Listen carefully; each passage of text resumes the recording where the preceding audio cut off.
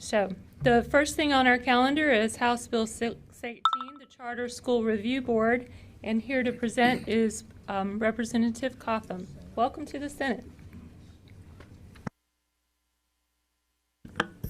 Good morning, and thank you, Madam Chair. Good morning, Senators. Thank you for allowing this bill, House Bill 618, to be heard today.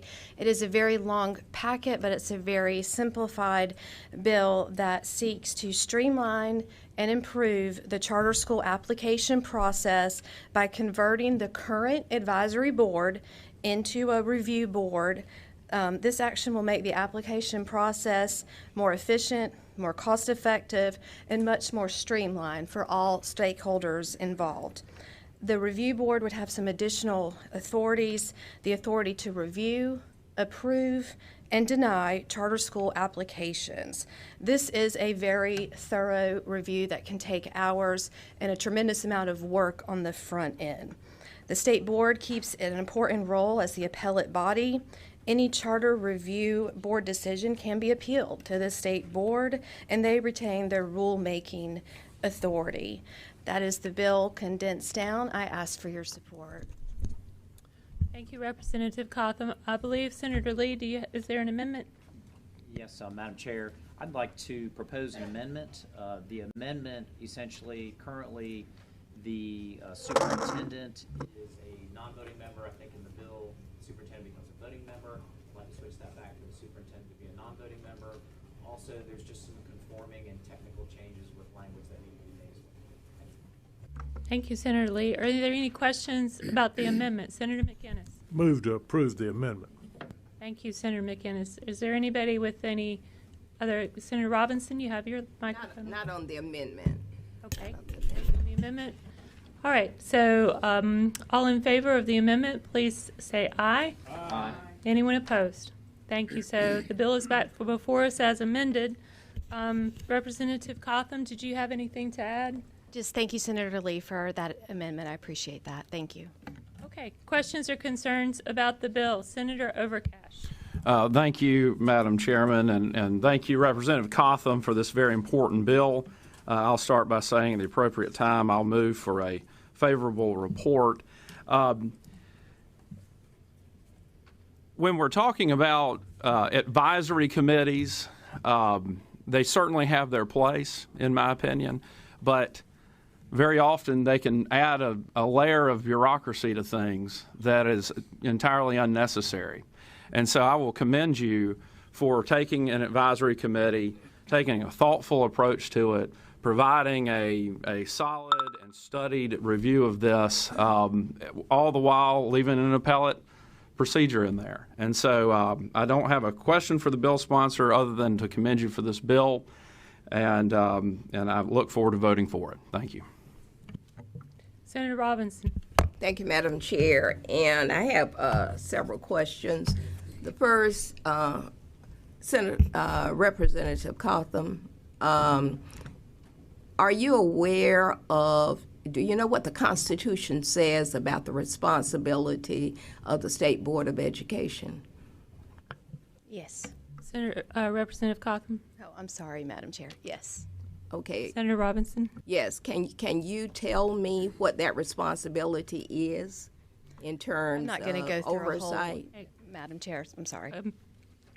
Senator Robinson, if we could keep our questions and remarks focused on the bill that's before It is focused on the bill, Madam Chair. It is focused on the bill. And then, so let me move ahead and ask, have you all received a letter from Eric Davis, who is chair of the State Board of Education, in terms of the responsibility of the State Board?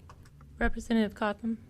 Thank you. And the board does remain its rulemaking and appellate authority. And I believe an email did come through yesterday with the thousands of other emails that come through. Okay, follow up, Madam Chair. Senator Robinson. Okay, so Mr. Davis does state it is not just the rulemaking appellate. It is actually the authority that approves and oversees the education of students. Madam Chair, just let me speak on the bill. That's what you do. You don't have to answer, Representative Cotham. So let me say to the entire body everybody that I am extremely familiar with charter schools. I was here, I've been here 13 years. And I was here when there was a limited number, and it has since moved to a larger number. And there are charter schools that are doing a great job. However, as I said to Senator Lee, the charter school as advisory board itself has some conflicts in terms of the board itself.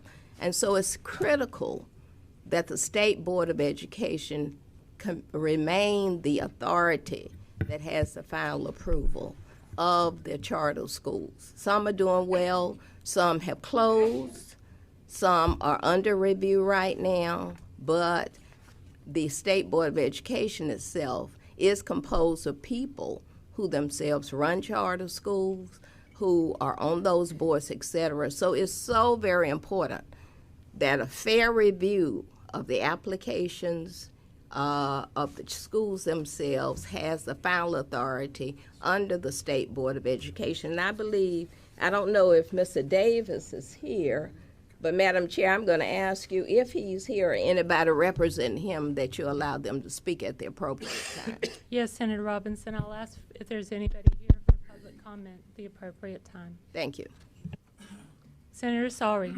Thank you, Madam Chair.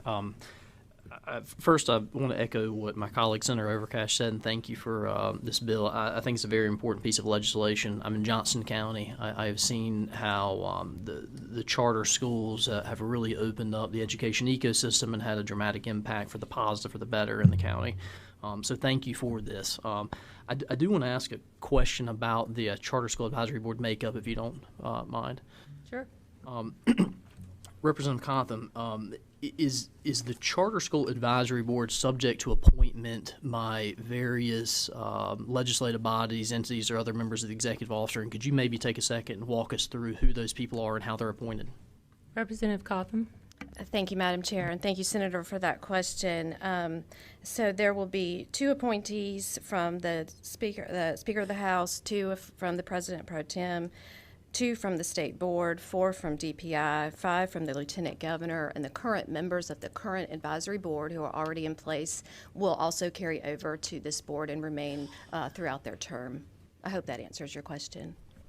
Senator Sari, follow up. Thank you. And again, I'd like to commend the bill sponsor for this legislation and echo that we make a motion for a favorable report. Senator Lee.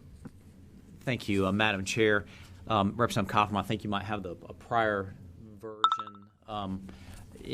If you look to the bottom of page 1, the board, page 2, well, there are 12 voting members, and then on page 2 it begins with 4 appointed by the General Assembly on recommendation of the Pro Tem, 4 by the Speaker, 2 by the State Board.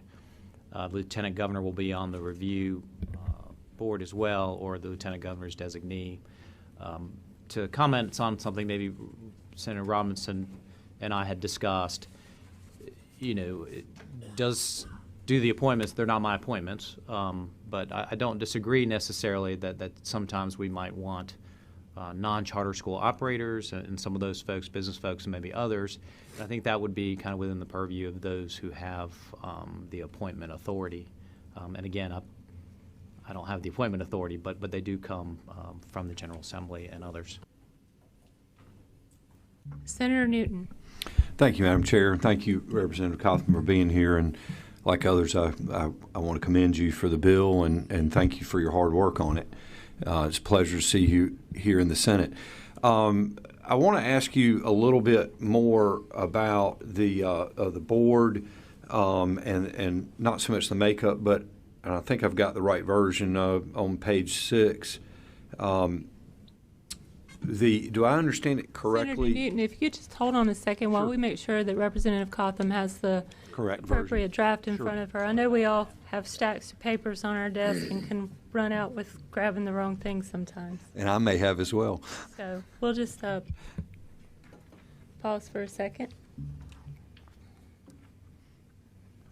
Okay, please go ahead. All right. Thank you, Madam Chair.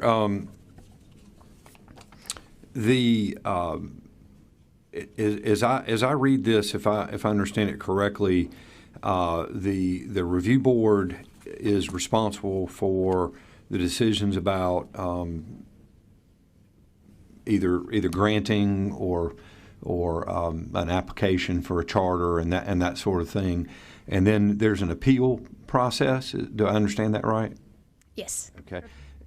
Go Follow ahead. up. And Follow up. the appeal is to the State Board of Education. Is that right? Representative Cotham. Yes. And if I'm reading this right, it says that the review by the State Board would be de novo. Representative Cotham. Yes, I am reading that new language right now. Yes. And I don't disagree with that. It seems to be a wise decision, but the lawyer in me is coming out, so I wanted to ask some questions about what the thinking of that was. Is that trying to address the constitutional question, or was there other reasons for a de novo review? Representative Cotham, y'all are recognized for a series of questions. Thank you, Madam Chair. And Senator, I'm just getting this right now. Maybe that's something that staff would like to answer, or possibly Senator Lee, since he was familiar with it, if that's acceptable to you. We have a staff to answer. Karen McCraw, Legislative Analysis, and I apologize. Would you just restate the question for me? I'll try to reframe it. It was a little wordy. I apologize for that. I was trying to understand what the thinking was behind a de novo review for the Board of Education from a finding. I guess I'll use the word findings of the review board if there was an appeal. And I can't speak to the reasoning. It would simply allow the state board to look holistically at the record that had been submitted to draw its own conclusions, rather than just determine whether there was an error in application of law by the review board. May I ask a follow-up? Follow up. Yeah, for staff, for Kara. Is there anything that binds the State Board of Education to findings of the review board, like factual findings? Not as the bill is stated currently. The appeals process is not particularly fleshed out in it. It sets the de novo standard, and it sets the standing for who may appeal, and then ultimately the decision is then made by the state board. Thank you, Madam Chair. Thank you, Kara. I agree with everyone, and I would echo the motion for favorable. Thank you. We are now at 11:15, and we still have 3 more bills to go. So I'm going to go ahead and call for the vote. Senator Overcash has made a motion favorable to the bill as amended, roll it into a proposed committee substitute with a favorable report to the committee substitute and an unfavorable report to the original bill with a re-referral to rules. All in favor of the motion, please say aye. Aye. Anyone opposed? Motion carries. Point of order, Madam Chair. Point of order. You have a senator here who was trying to be recognized, yet you continue to move with the motion. That's inappropriate.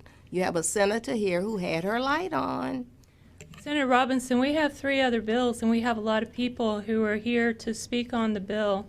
And as a matter of fact, now I remember that I was going to ask if there was anybody from the Department of Education or from the State Board of Education who wanted to speak on the bill. I did say that I would do that, and so now I will ask, is there anybody from the State Board of Education who would like to be heard on the bill? Seeing none, Senator Robinson, we have people who are waiting for other matters, and I regret that Senator Smith was unable to ask her question. I'm sure that Representative Cotham will be, or Senator Lee, or myself will be available to try to address any concerns you may have. So, moving on, the